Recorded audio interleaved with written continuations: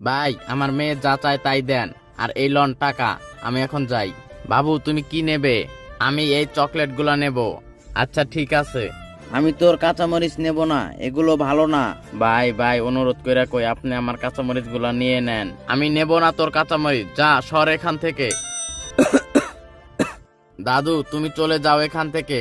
আমি তোমার সব সবজিগুলা বিক্রি করে দেই।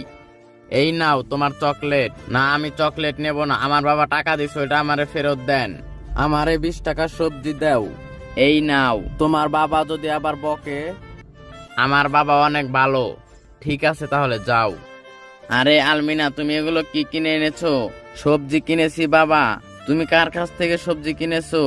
এই তো এই ছেলেটার কাছ থেকে সবজি কিনেছি বাবা। ওর দাদু অনেক অসুস্থ, যার কারণে ওকে একটু সবজি কিনে সাহায্য করলাম। এই তো আমার লক্ষ্মী মেয়ে, চলো এখন।